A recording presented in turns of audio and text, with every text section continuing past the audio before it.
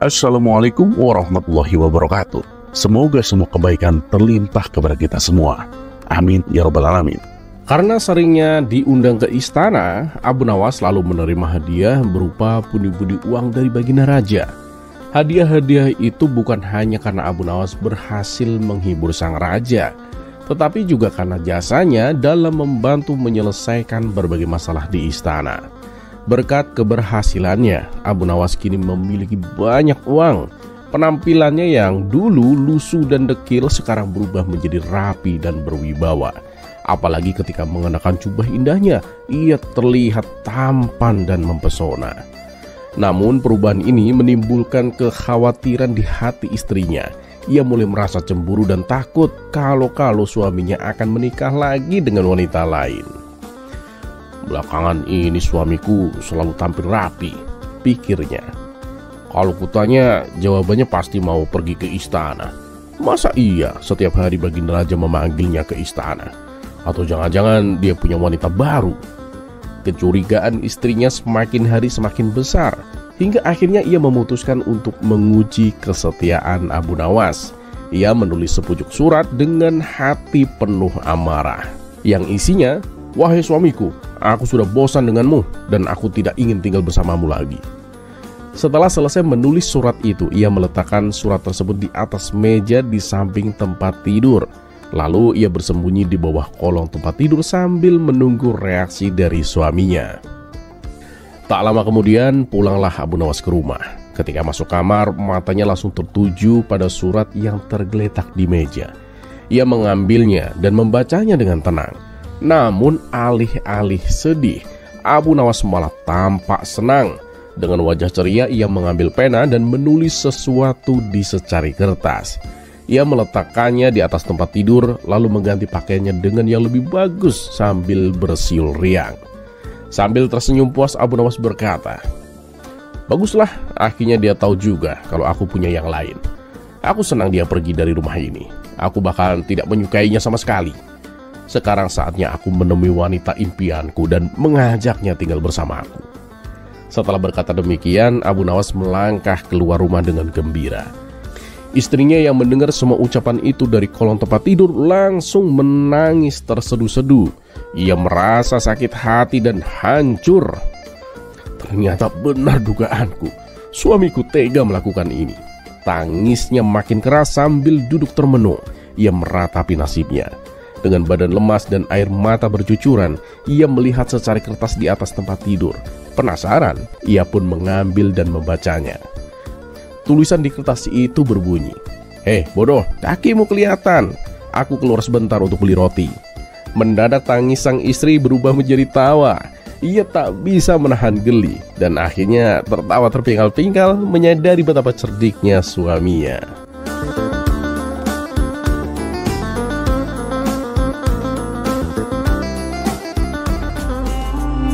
Kisah selanjutnya.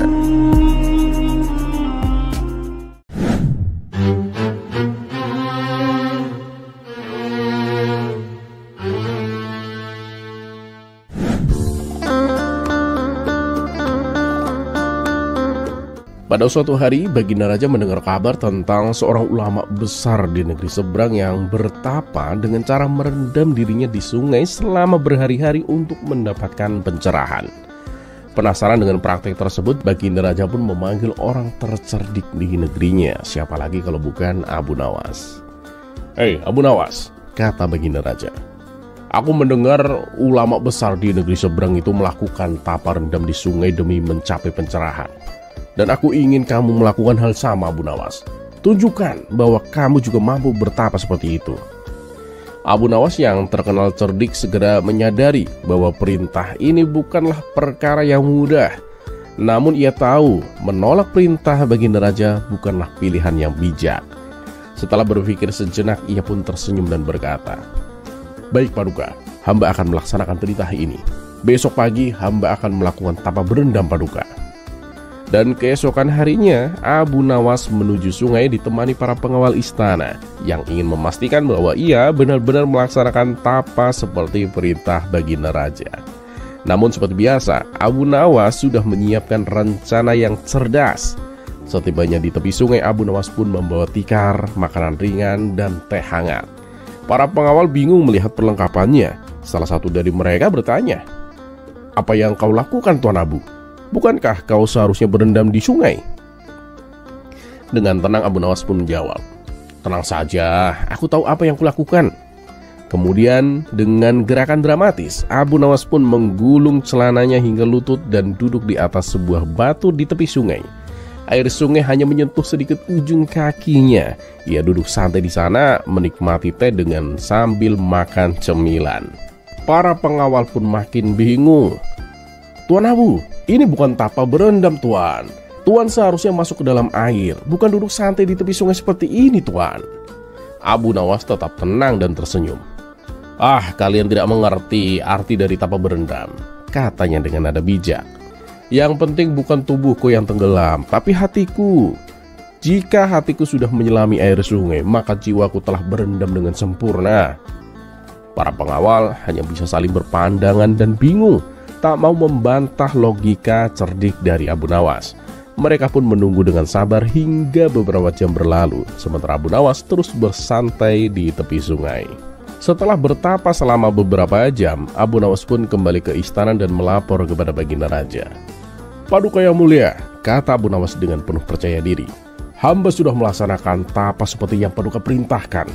Baginda Raja pun penasaran dan bertanya, "Terus bagaimana perasaanmu setelah bertapa, Abu Nawas? Apakah kamu mendapatkan pencerahan?"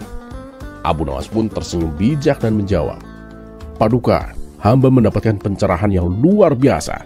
Hamba sadar bahwa tak perlu seluruh tubuh hamba tenggelam di air untuk mencapai pencerahan, Paduka.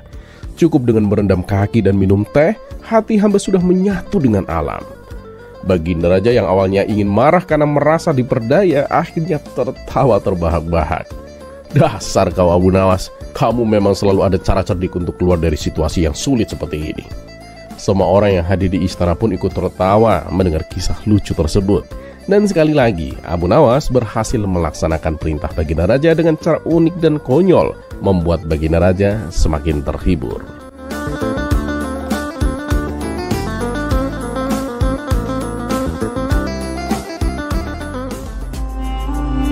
Kisah selanjutnya.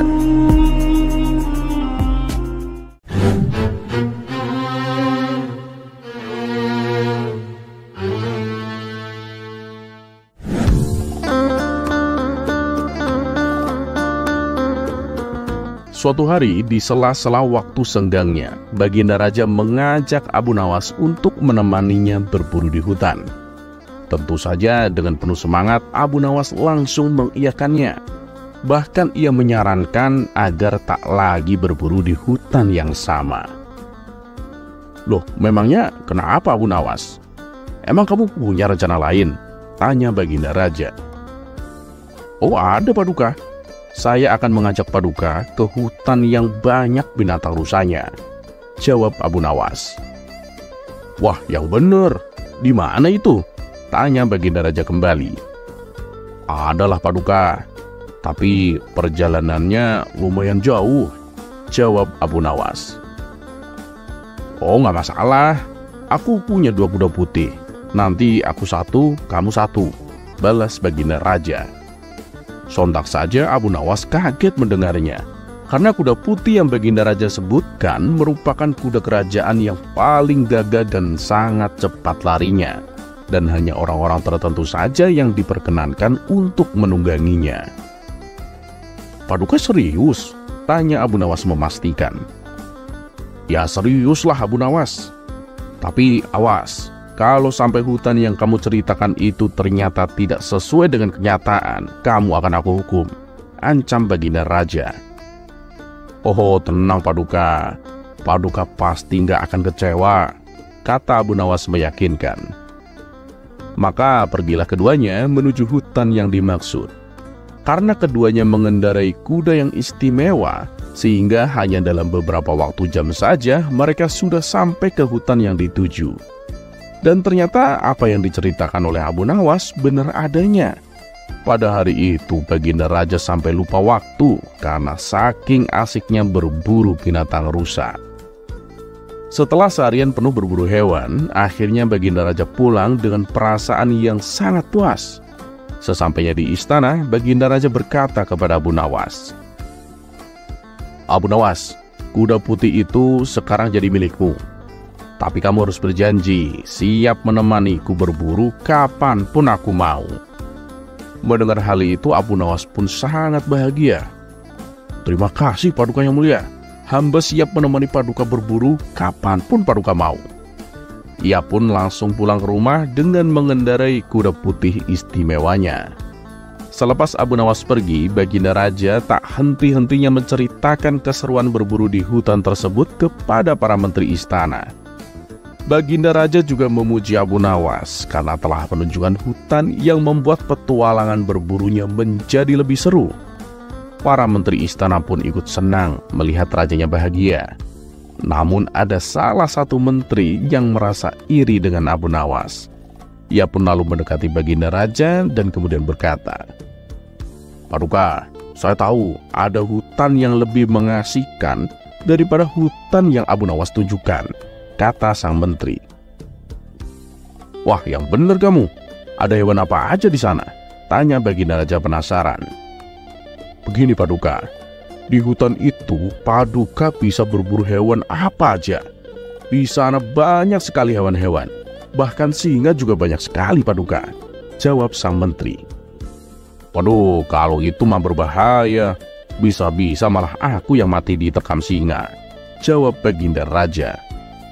"Oh, tenang Paduka. Paduka gak usah khawatir. Singa-singa di sana itu gak ada yang makan manusia.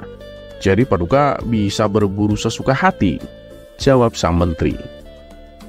"Wah, mantap kalau begitu. Besok antar aku ke sana. Nanti aku beri kamu kuda putih," balas Baginda Raja.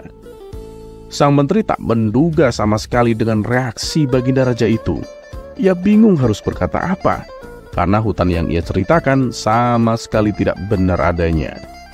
Akhirnya ia pun menemukan jawaban untuk mengelak dari ajakan Baginda Raja. "Tapi maaf Paduka, kalau untuk saat ini gak bisa. Karena hewan-hewan di sana hanya datang dan berkumpul pada setiap akhir tahun saja Paduka," kata sang menteri beralasan. Beberapa hari kemudian, rupanya cerita tentang hutan dari sang menteri membuat Baginda Raja penasaran. Ia pun lalu menceritakannya kepada Abu Nawas. Mendengar cerita tersebut tentu saja tak membuat Abu Nawas percaya begitu saja. "Paduka, apa benar yang diceritakan sang menteri itu?" tanya Abu Nawas. "Ya bener lah Abu Nawas. Memangnya kenapa?" kata Baginda Raja balik bertanya. "Nah, inilah yang saya khawatirkan kalau sampai Paduka percaya begitu saja," ujar Abu Nawas. "Khawatir? Khawatir kenapa Abu Nawas?" tanya Baginda Raja. "Ya, karena kuda putih pemberian Paduka yang kemarin, ternyata selama ini dia menginginkan jadi seorang raja. Dia selalu berkata kepadaku, katanya dia lebih cepat dan lebih kuat daripada Paduka. Dan kuda itu juga terus bertanya-tanya, kenapa bukan dia yang menjadi raja," tutur Abu Nawas. "Ah, yang bener aja Abu Nawas. Emangnya kuda bisa bicara?" tanya Baginda Raja heran. Dengan tersenyum, Abu Nawas pun menjawab, "Ya memang gak bisa. Kuda memang gak bisa bicara Paduka. Saya hanya ingin menunjukkan kepada Paduka bahwa terkadang kita itu harus waspada terhadap omongan yang tidak masuk akal." Seketika Baginda Raja baru tersadar bahwa hutan yang diceritakan sang menteri tidak benar adanya, karena memang tidak masuk akal sama sekali. Ia pun lalu memanggil menteri tersebut untuk bisa menunjukkan di mana hutan itu berada. Sang menteri lagi-lagi mengelak ajakan Baginda Raja yang membuat Baginda Raja menjadi emosi. "Kamu jangan banyak alasan. Kalau kamu tidak bisa menunjukkan sekarang, kamu akan aku hukum 5 tahun penjara. Tapi kalau kamu jujur apa adanya dan mengakui kebohonganmu, hukumanmu akan aku potong jadi 1 bulan, bentak Baginda Raja. Akhirnya sang menteri mengakui perbuatannya dan mendapatkan hukuman 1 bulan penjara.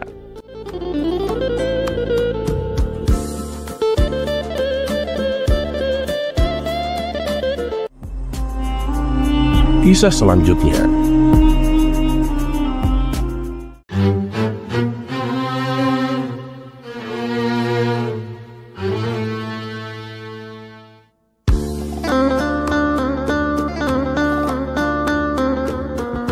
Di majelis tempat Abu Nawas biasa mengajar, di hadapan anak-anak didiknya, Abu Nawas membacakan sebuah buku yang menurutnya isinya sangat menarik. Tapi entah kenapa, murid-muridnya itu banyak yang tertidur. Dan Abu Nawas juga membiarkannya, karena mengira mungkin mereka yang tertidur itu lelah karena cuaca siang itu yang begitu panas. Dan ketika jam pelajaran telah selesai, Abu Nawas pun segera membangunkan mereka.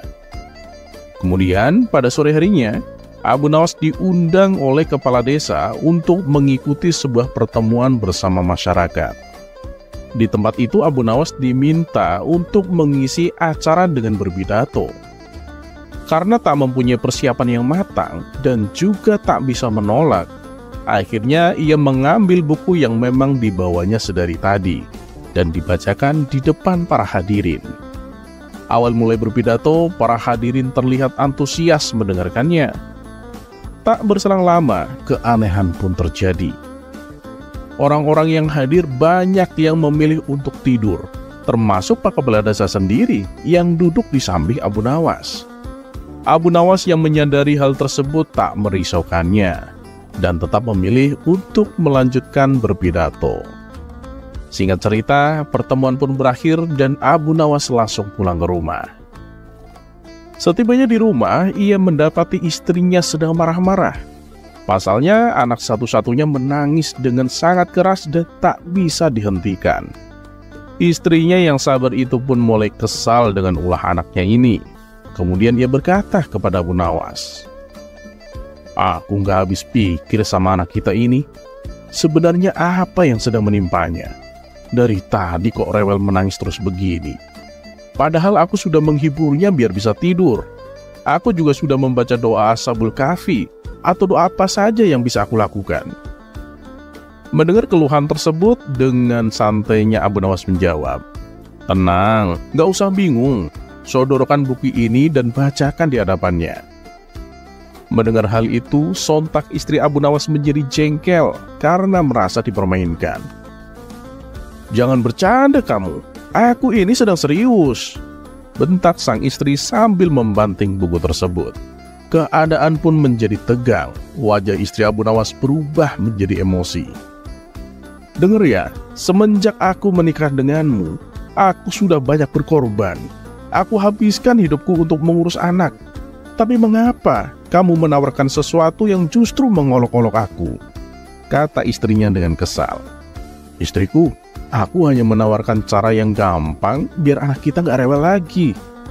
Tapi perkataanmu malah melukai hatiku," balas Abu Nawas.